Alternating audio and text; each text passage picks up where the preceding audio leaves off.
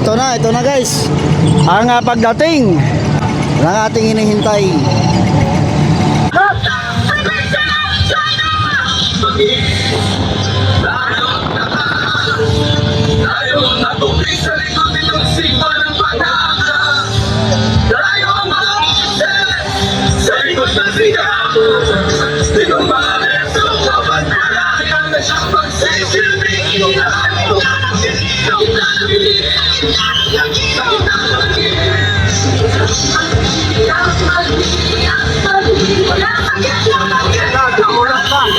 Ayun na. Ulat na. Yan na. Ulat na.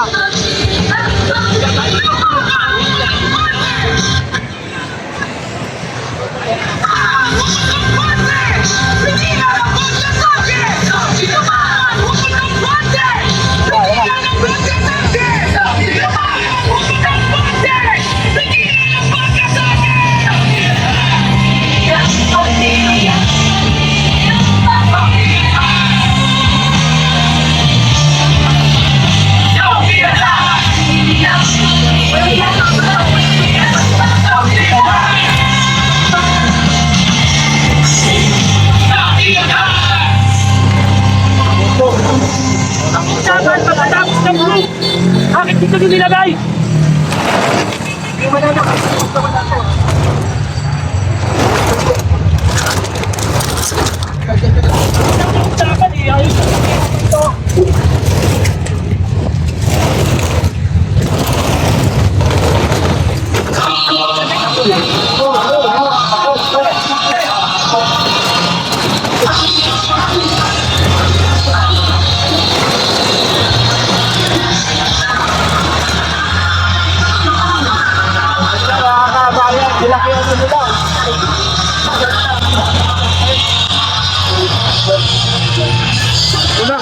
Ito na mga kababayan, ito na. Bahit na siya, bahit na. Ayan na.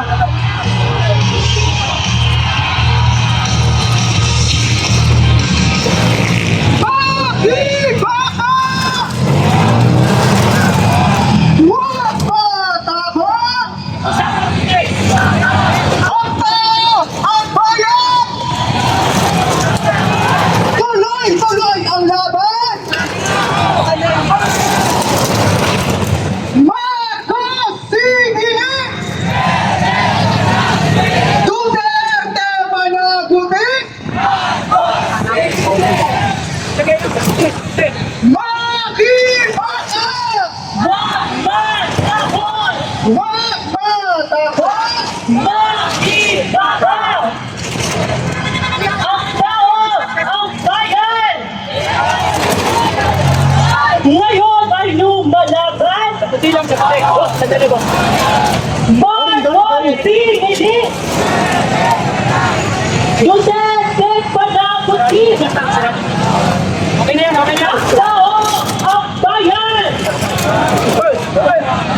Ngayon ay lumalaban! Magkasingilin! Duterte panagutin! Sa alibisi! Magkasingilin! Sa alibisi! Magkasingilin!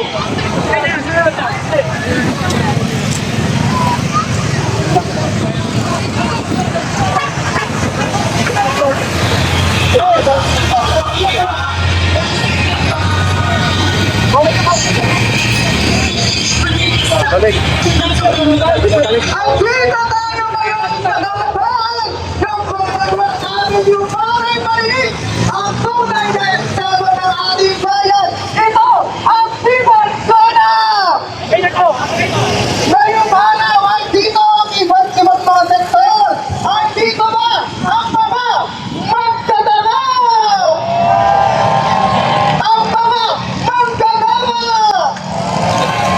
Nasa na ang ating mga manisa! Parang konti ata at tao. Ito lang si energy ah. Baka na dito ito sa sunod. Ang kabataan! Ang kababaihan! Ang sangkabaklan! Asa naman ang mga profesional!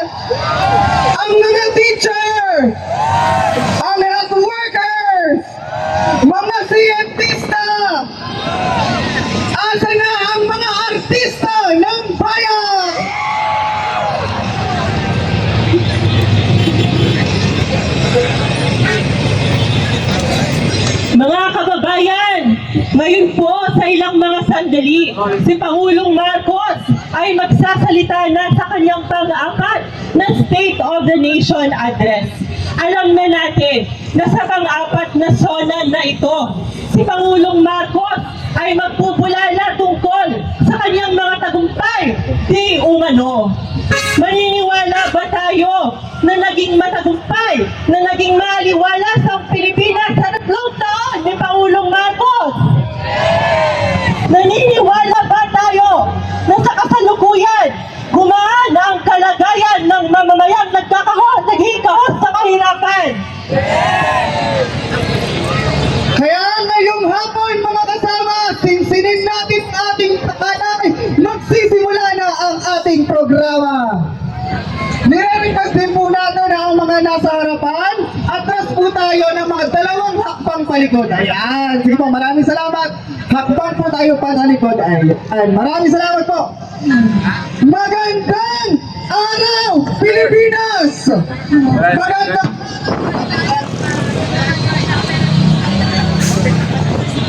Magandang araw sa lahat ng narito sa lansangan ng protesta at sa lahat ng sumusubaybay sa atin sa iba't ibang mga plataforma.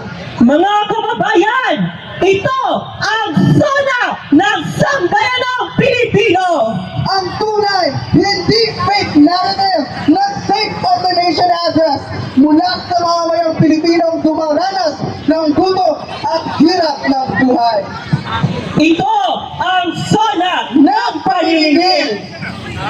Habang nagsasalita si Marcos Jr. sa loob ng Kongreso para ilarawan ang isang paraiso ng kaunlaran at pag-asa, narito tayo ngayon sa lansangan, ilalahad ang tunay na kalagayan, hinaing at panawagan ng mamamayan.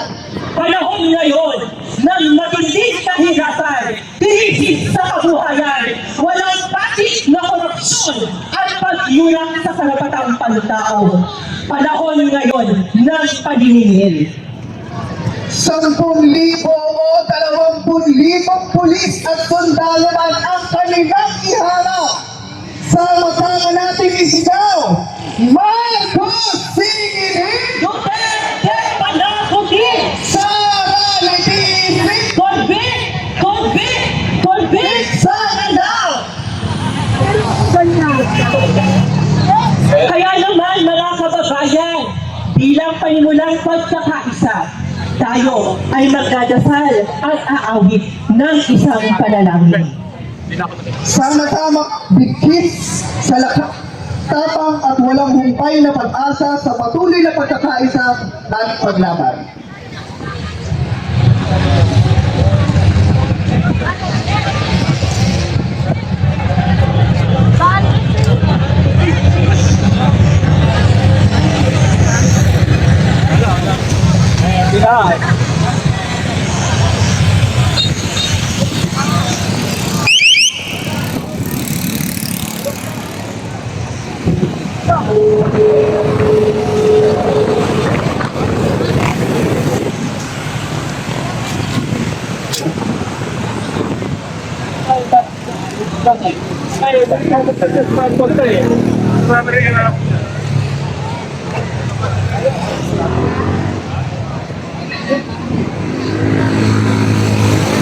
Mula po sa sulat ng San Pablo sa mga taga-Roma, unang kabanata, talata 18.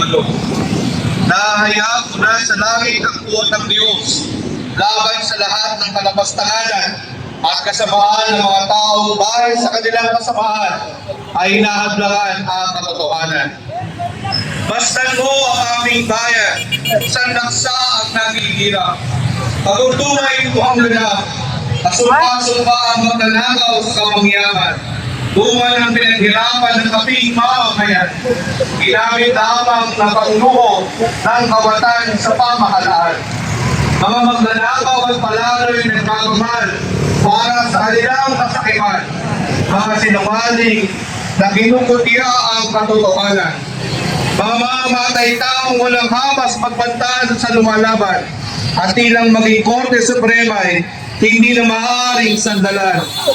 Diyos ng katarungan, samahan niyo kami sa pahibakat paglaban. Mga kawikaan, 17:15, ang umaatol sa walang kasalanan at ang umaayon sa kasamaan. Kaya kami ay kapwa suglang-suglang.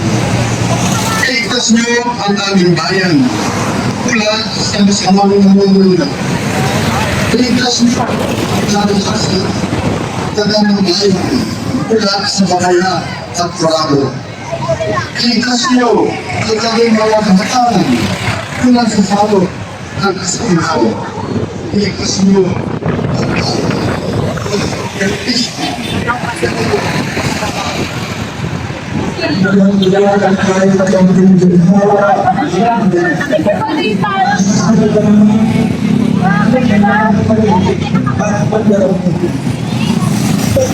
ang babawi ang tama sa aming ginagawa. Sa bawat pagsiping pagkain at gamit ang batong sa pag-asa at sa katibuhin ng aming ginagawa.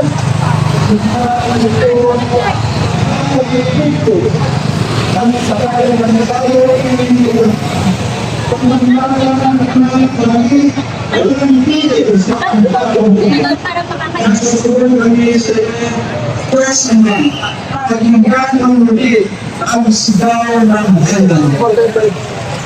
sa aklat ng Kalagboy.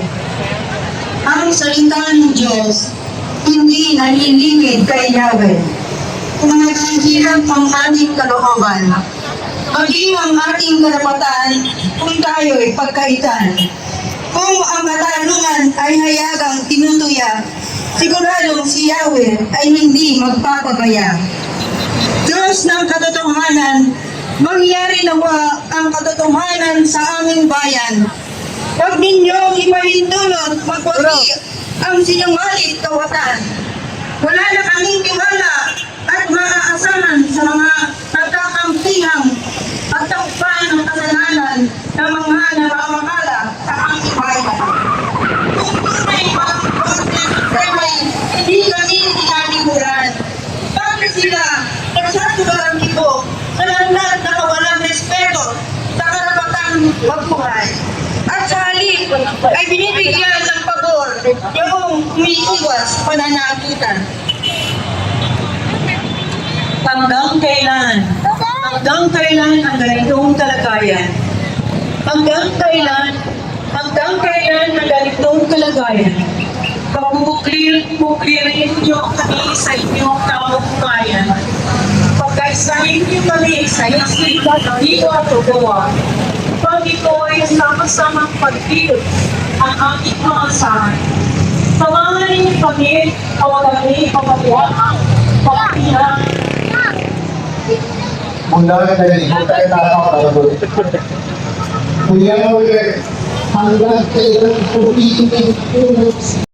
Signal bro, wala. Hindi malabo ano. Labo ng ano. Ha? Labo daw ng kuha.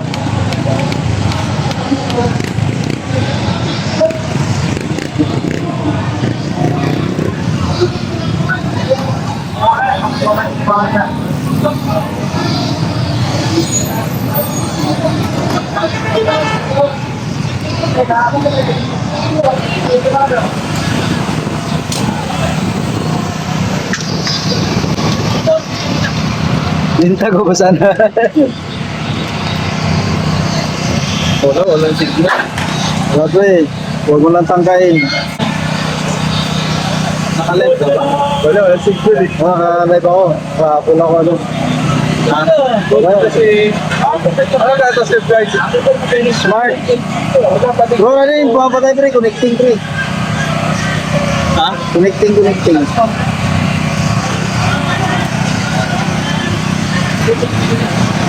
Wala naman, connecting na naman, oh. Wala naman ano yan, wala naman yung mga viewers ko dyan.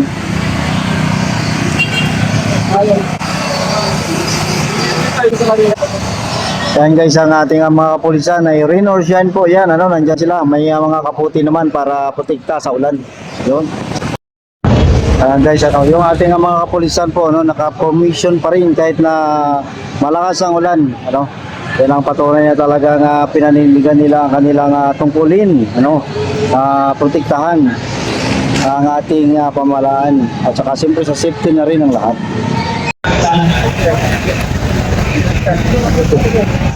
Pagkakasal po, tapos po sa Circular Movement, nakakuha po ako nung pinanagsik natin ang pag-alam na Marcos noong 1986, February 25. Nasa naman po kami ng Malacanang, kasama po ng tatay at nanay ko. At mula po noon, ako po yung talagang tinago ko yung aking experience na yun. Hindi ko makakalimutan na ganun pala ang Pilipino, ganun pala ang kabayanihan ng Pilipino. Ngunit alam natin, ang nangyari itong nakararang 3 taon na nakalilipas. Yung pamilya na dapat ay hindi na natin pinabalik, ay nakabalik sa loob ng Malacanang. Masasingin ko sa akin at ang organization namin natin, kapag hindi na wala naman po sa pinto, ating founder, alam ko, kung nabubuhay siya kayo na nagsasalita. Hindi po ako. Pero tayo wala na po siya, kami po ay nakiisa sa bayanan para itiglara ang Marcos experiment ay isang failed experiment from the start. Nagkamali po ang ilan sa mga kababayan natin, pero lang po yun, maganda po sana ang natin. So, kung natin sila, kayakin natin sila, at pamagsama-sama na po tayo, iwalso ang ating bansa sa tamang paraan.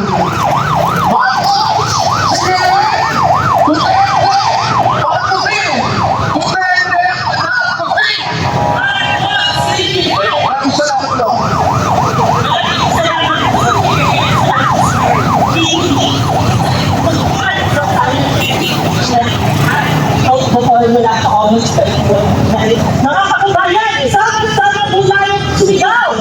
Marcos City! Duterte Pagaguti! Sana Pilipinas!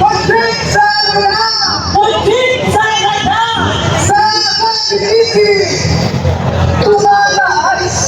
Hindi sa binabayaran ng mamamayan. Pero para saan? Mukhang pampalaba ang pagkakabal na ito ng bulsa ng mga korap. Alam na alam natin kung sino ang makikinaban sa mga hardcore investment fund na yan. Sa lagdag ng mga bumili sa taong kakayan. So, confidential at intelligence rights na nagkikinaban power sa mga yan saan pinagkagatulan. Siya, ang mga paglalungsa at tumulong ito na magnanakaw walang iba kundi si Marcos Jr. at ang kanyang mga kasama o na politiko at agente ng gobyerno.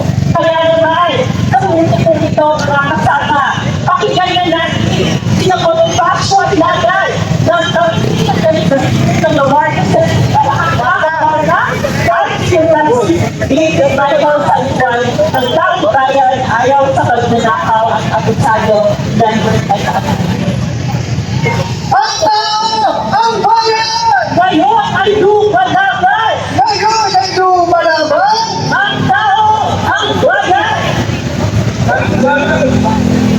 Ang nakapon na pagkakas ay ito ay sona ng paningin. Alam mo, hindi na nakikita. Kasi nakikita naman pwede.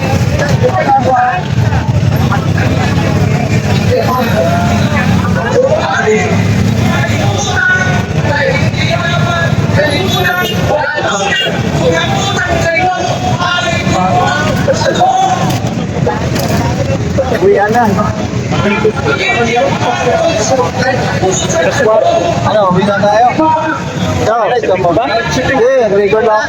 Wala. Sabi ko punta rin sa puso. Niya ko. Nakote. Ang sama ko. Ay, nag-video. Bakit nila yung ako? Buti sumama pa sa'yo yun. Oh, dinilit din. Dalaga na eh. Pag di ka sumama rito, hindi ka sumama. Tignan ko na gamit mo. Yun ang sasama. Dalaga na eh. Bis din daw niya sa labas.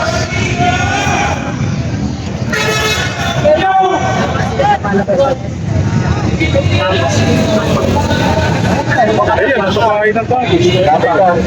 Kita kanila doon.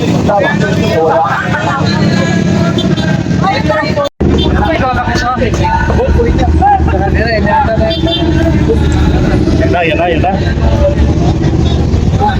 Kung live yan, maganda sana. Paganda mo rin siya. Gawin ang gawin. Kasi baka mag-repeat sila naman sila.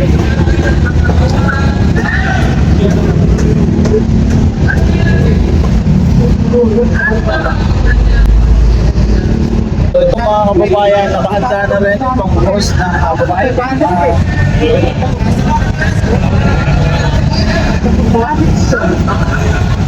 So ayan mga kababayan,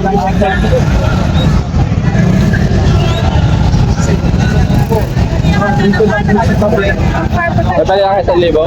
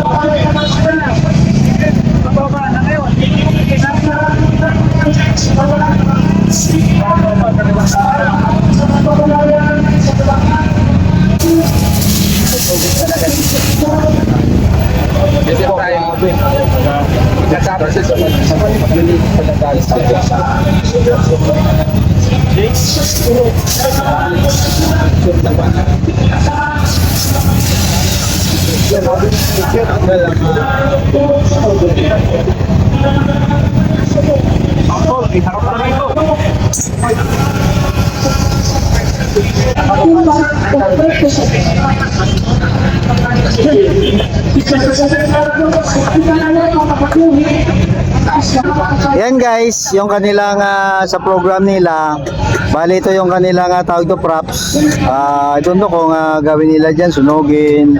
So parang mukha yan ni PBBM, nakangiwi, no? Nakangiwi. So yan, ito pa. Unti-unti ano nila yan, formahin, ito pa mga kamay. Din sa mamaya, sa part ng kanilang program, ay gagamitin nila yan. Dito guys, nandito yung mga ralyesta, may concrete barricade dyan guys ha. At dito na ang plastic para sa mga sasakyan.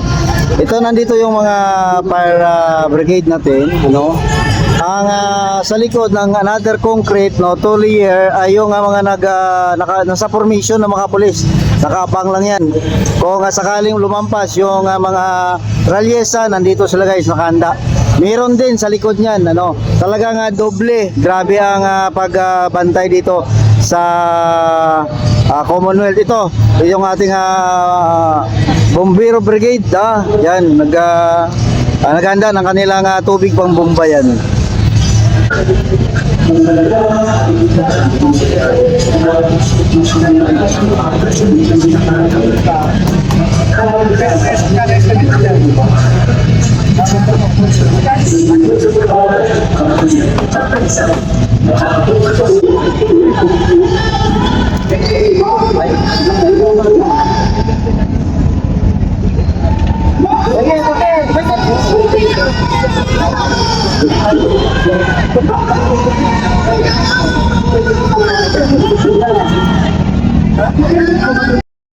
Ayan, ito guys, ang paghanda. Paghanda ng ating mga kapulisan sa rally, mga rallyista na papunta dito sa Batasan. Ito guys, may tagumpol pa sila na dinala dito. Diba? May mga tambol pa. Grabe diba?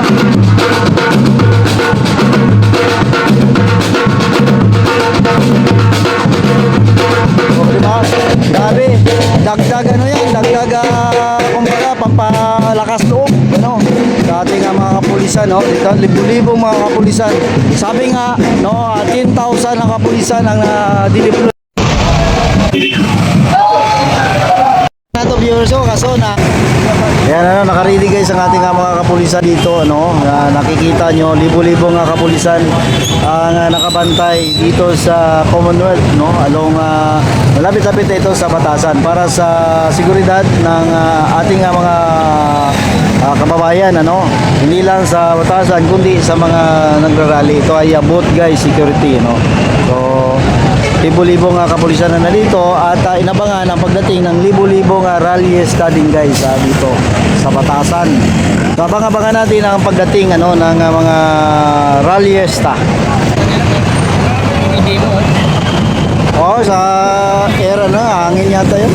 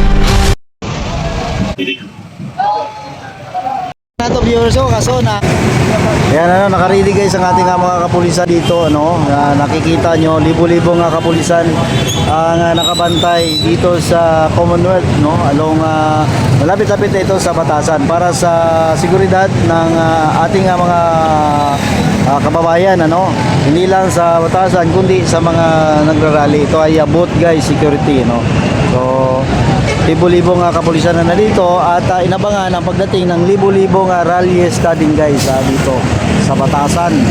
So, abang-abangan natin ang pagdating ng mga rallyista.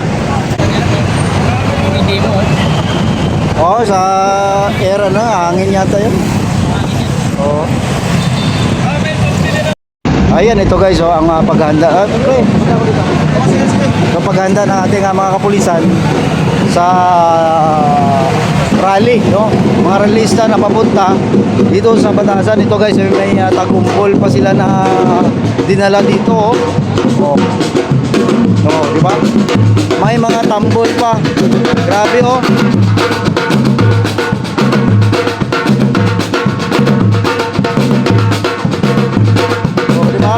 Grabe, dagdag yan, dagdag kumbaga pampalakas loob, sa ating mga kapulisan, dito libo-libong mga kapulisan. Sabi nga, 10,000 na kapulisan ang dineploy